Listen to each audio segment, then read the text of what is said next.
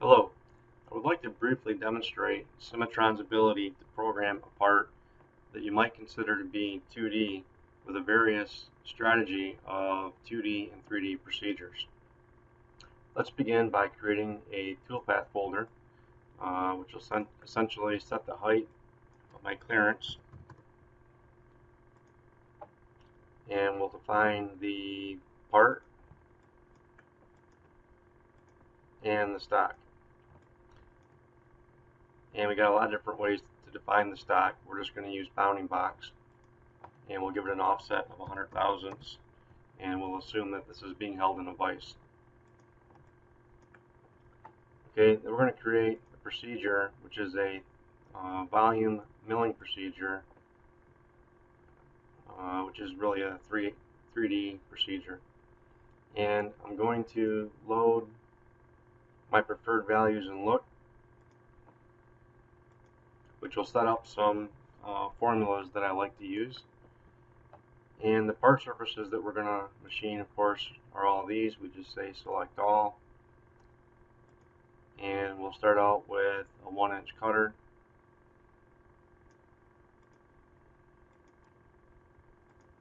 And then everything here is going to be driven by formula.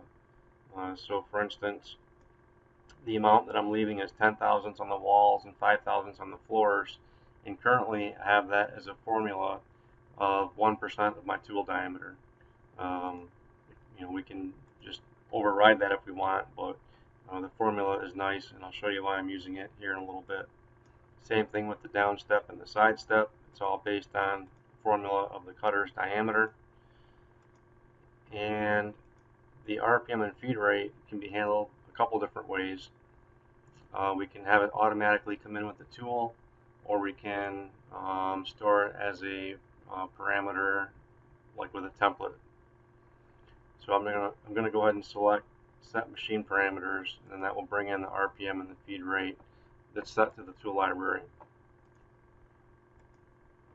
Okay, then I'm going to copy and paste that procedure, and we're going to change it to do just the floors. So instead of fixed plus horizontal areas, we're going to do just horizontal areas. And then we're going to change the offset amount on the floors to 0, but we're going to leave the walls set to 10 thousandths.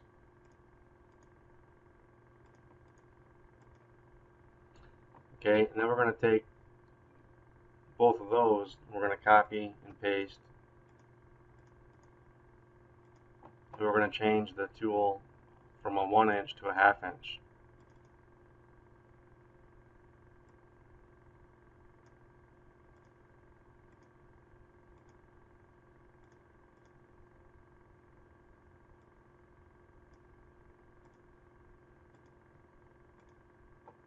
And we'll calculate those two. And while those are calculating, I'll show you the result here. The first one, here's the 1-inch rougher.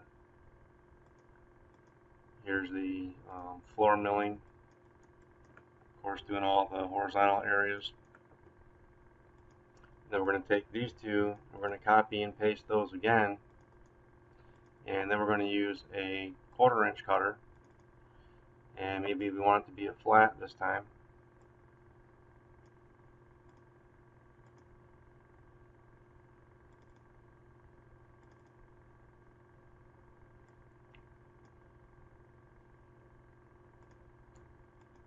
And in fact, we're also going to add a boundary now, because the 1/4-inch tool doesn't need to go down below or outside of this area. Same thing here, we'll give that one a boundary.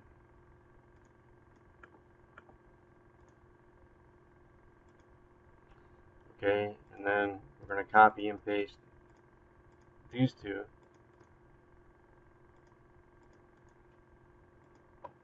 And we'll go ahead and launch those ones. And we'll edit this one to be an 1/8 inch flat.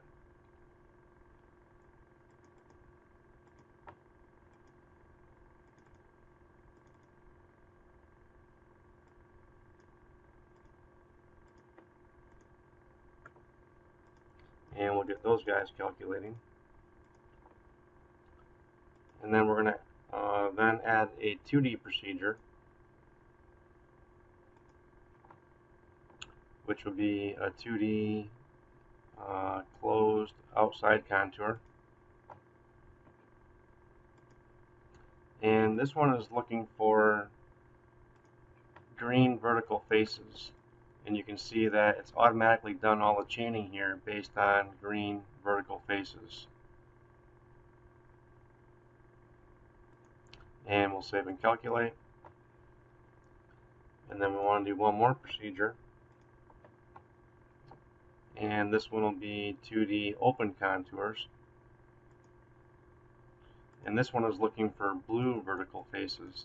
So it's going to pick up all of the blue surfaces that you see here and machine those with the open contour. And we'll save and calculate.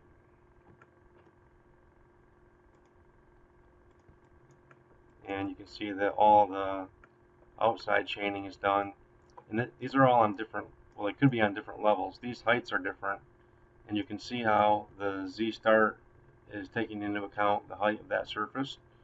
The same way the bottom is handled, so that if this were on a different Z level, it would get the Z top and the Z bottom from that green face, and it would already know what Z value to put there. So one 2D procedure can have different Z levels, which is pretty unique. Okay, then we're going to look at doing the outside. Probably we can copy and paste this one.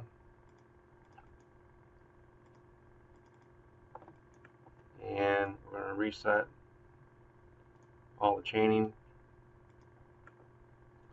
And we're going to change the Z value source not from the faces, but rather just a general value.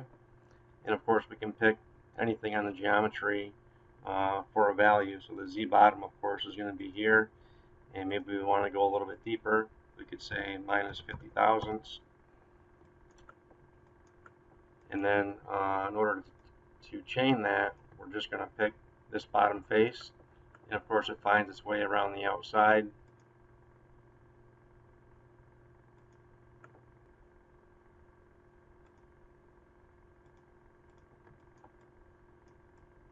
Okay, and then we'll save and calculate. So that gives us the outside profile, although that's the wrong cutter. Let's change that to a 1/2 inch cutter. A 1/2 inch flat. And calculate.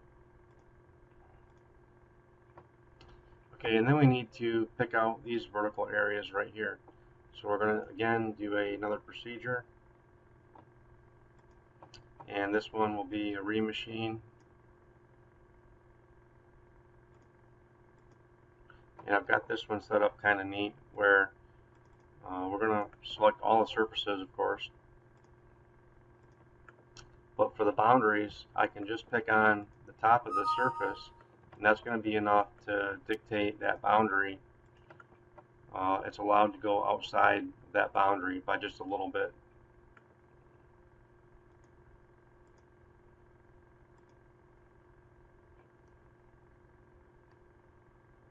Okay, while we're waiting for that to calculate, let's go back and review a few things.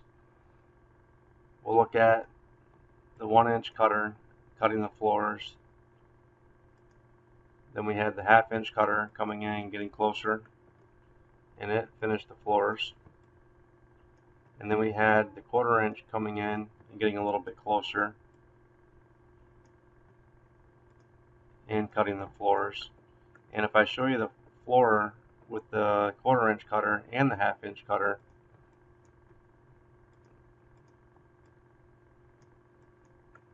you'll see that the 1/4 inch cutter is getting in closer and getting into areas where the 1/2 inch cutter couldn't get to.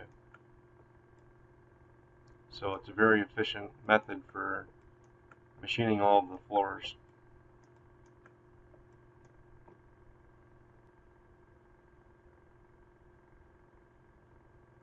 Okay, here we have the 1/8 paths done. And this is kind of a combination of what I would call a roughing and semi-finish. We're getting the extra roughing motions where we need them. For instance, if I show you the remaining stock, after that 1/4 inch cutter ran, the remaining stock looks like this. It's actually not gotten into any of the areas between these ribs, so we still have to pick that out, and that's what the 1/8 cutter is doing. It's getting in there and giving us the extra motions that we need. It's also getting into this little area for the first time, and it's doing a nice ramping motion into there, but we're still staying a little bit safe. And then of course we have finishing the floor with the 1/8 inch cutter. And then we're going to have the 2D procedure, which allows for cutter compensation with the 1/8 cutter. So this is where we could measure it, adjust for cutter comp if need be, and rerun it. And then of course we have this one where it came in and did a 2D procedure for all of these different notches. And remember, these can be on different levels. These don't all have to have the same Z value in order to be grouped into the same 2D procedure. The software is taking the Z top and the Z bottom from the highest point of that blue surface and the lowest point of that blue surface. Okay, then of course we have the outside finish profile with cutter comp, and we have the remachining of the vertical areas, although I didn't mean to use a 1/4 inch flat, did I? Let's see, what's that radius value? This is a nice tool. If we go to Analyze, Curvature Map, I can just box pick all of this, and it'll show me wherever my mouse hovers what that radius value is. Yeah, I guess we're okay. That's an 1/8 inch radius, so we'll call that good. And down in here we got a 1/16 radius, so I think we're good. The other thing that I wanted to mention was that all the time we've been processing this, we've been telling the software that this is the shape of our holder, and based on this holder geometry, here's the length that the cutter needs to be sticking out. And so it's telling us exactly what that tool needs to hang out the holder by according to that shape. And just to reiterate, let me just show two more quick things. Here we have the 1/2 inch cutter, and we had changed the offset amount a little bit from where the 1 inch cutter was. Let me just go back and make a change of this to where it's the same amount. We were at 10 thousandths on the walls and 5 thousandths on the floors previously with the 1 inch cutter. And if we save and calculate at those settings, the result is a lot different. And it really helps to get the right motions that you're after, because the stock model is so good about giving efficient motions. Okay, so there you see that with the same offset amount, it would only go in and do like a remachining, or what we might call a picking program, over where the 1 inch cutter couldn't get into. And then lastly, over here, when we were doing the 1/8 cutter, this was the flat procedure.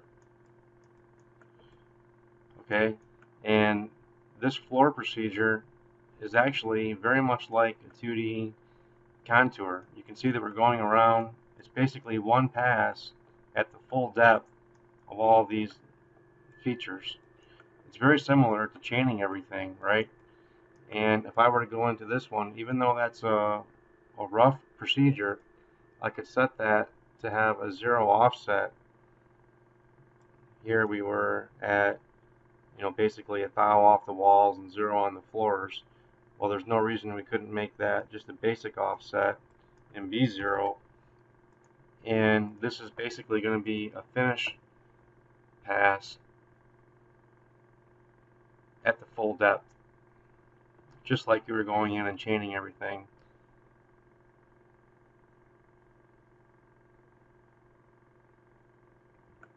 And let's change that so we can see it. And there you go.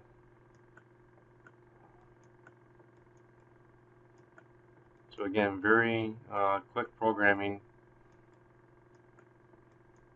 to get a good result.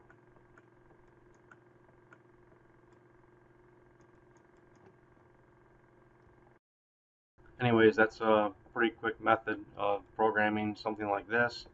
I think you'll agree it was very fast and very efficient. Thanks for watching.